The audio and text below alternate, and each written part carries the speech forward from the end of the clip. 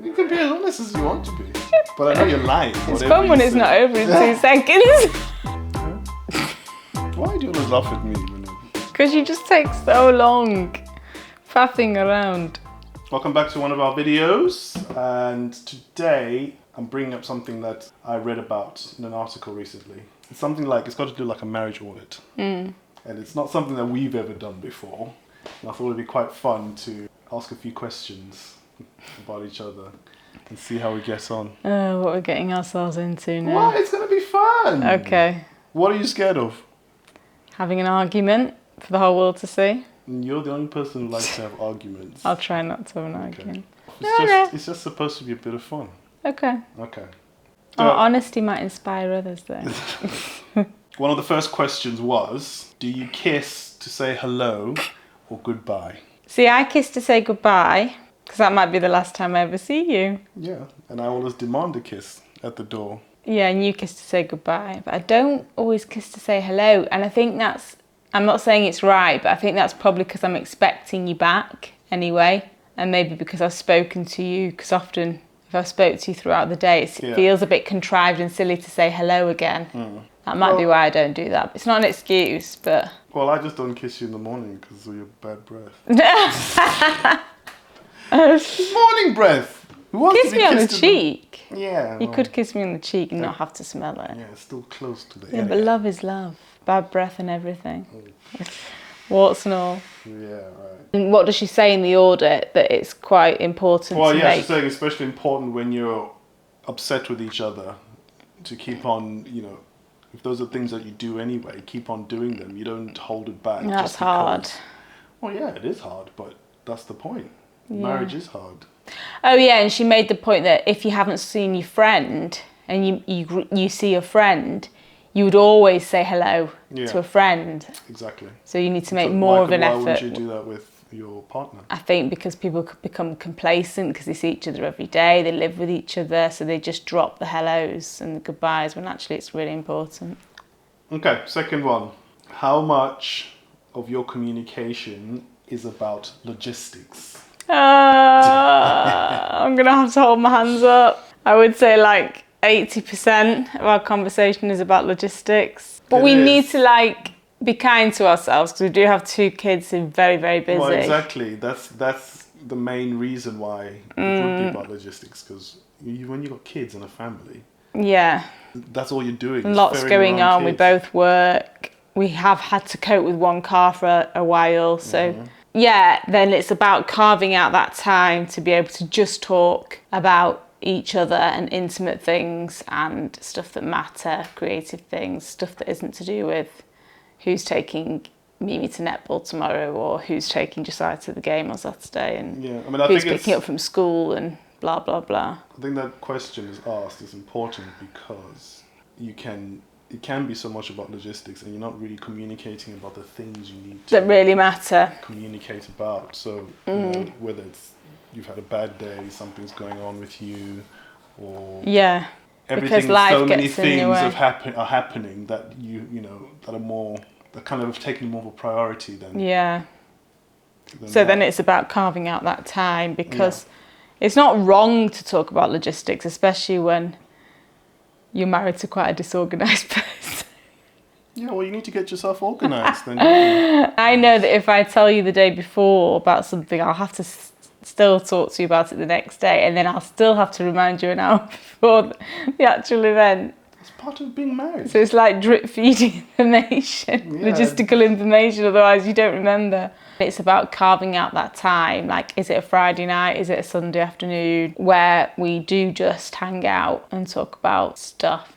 Right, the third question, is your routine too predictable? In our case, I don't think, well, it is and it isn't, because there's always something going on, especially with us, because we do have lots of little jobs and things that we do in between. Yeah, so it's not, which can be quite... Yeah, so... Like we can have a month different where we're like every week we're traveling to, whether we're doing a commercial or filming something. Could be in London, we could be so it's not too Lincoln, predictable. So anything, Egypt. Because sometimes things are quite spontaneous with some of the work we get. So you just you take it and then you got to go. So it's not it's predictable in that the kids have got to go to school. Yeah, They've but got their activities. there's sometimes a little bit of spontaneity in terms of if we book a job or get invited to a screening or a party or whatever. But this one doesn't like going to parties. I'm not really a big party person either, to be honest, but I like the spontaneity of it. If someone invites us somewhere, I just think, oh, that's an opportunity to do something different from our normal schedule. I need to have people stop asking me, where's Jabs? That's like the question I get asked all night. Yeah, but I think that's important in a relationship. Otherwise it gets dry, it gets stale. I mean, there are things that we kind of put off that we want to do. Yeah, because we don't have time. Because we've just prioritized, everything we prioritize is for the kids first. And then everything that we want to do kind of takes a back burner. Right, the fourth question is probably one of my favorites. Oh, gosh. What? It's your favorite as well.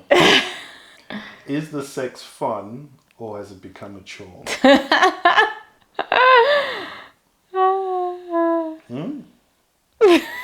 Oh, you're not going to answer the question. Do you want me to be honest? You can be as honest as you want to be. But I know you're lying. It's fun when it's not over in 2 seconds. Yeah, well, when that happens, it's because we usually have to be going somewhere. Or we have a child roaming around outside the room. It can be quite fun when it's not done always in the evening before bed. Yeah, true. Well, this is why I've tried mornings, afternoons, in the office. 24 hours a day, basically. I'm always trying. No, it's Do I not. get anywhere? It is still fun. My advice to women would be that it can actually be like a great stress relief and a great way to fall asleep and have a nice deep sleep. So don't knock it. She calls it the sleeping pill. And women, like, I don't know, there's this like tradition where I think women think they have to just lie back and let the man do it all. Lie back and take it. Yeah, like it's nice to try different things sometimes. Yeah, exactly. You might actually like it. We'll do one more question. Yeah. So the next question was, do you still hold hands? See, I've got a gripe about this because the other day we went out on our date night and I tried to hold someone's hand and she looked at me and she said, what is it you said?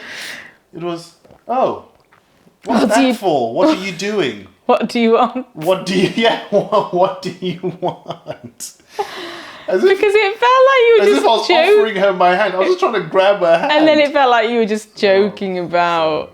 I know, I should have embraced that moment a bit more, sorry. See, this is the issue I have with you. And then you come to me and you say, oh, you should be more romantic. Oh, just like in the movies. I give her a movie moment and then it's like, what are you doing?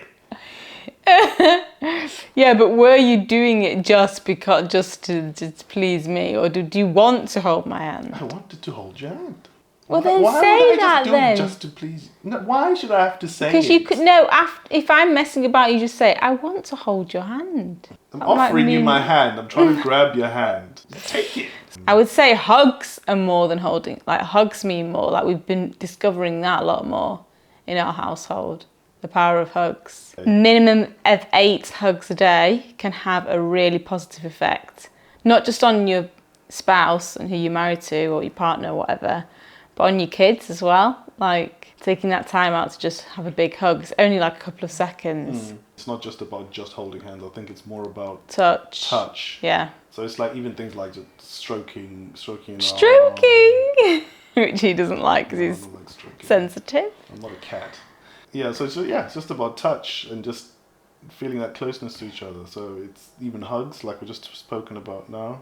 Yeah, like hugs, nice, holding long, hands. 20-second hug, and it releases those whatever they're called. Endorphins. Oxytocin. That's what and it's called. Do you know what? As well, it's I reckon that's easier to do than saying hello. In a lot of cultures, I mean, a hug is a greeting. It's a greeting. Yeah, let's go through the points then. So number 1 was greetings. Make sure you say hello, goodbye, give each other a kiss. So number 2 was about communication. And is your communication more about logistics? Oh yeah, that's one that we need to work on. Do you spend time communicating about other things other than what are we doing this week? Yeah, number 3. It's about your routine. Is it predictable? Predictable. Then what was the next one? Oh, your favourite. Is it a chore? Is it fun or is still it chore? fun? Number 5 is touch. Yeah, Still the hold importance hands. of The importance of touch. Hugs, holding hands, And holding each other. stroking. No, we don't do stroking. Oh, a little hair rub. It was great to share with you today about our marriage audit. We hope that you've learnt something from our madness. Next week, we will share with you the other 5 questions on our marriage audit.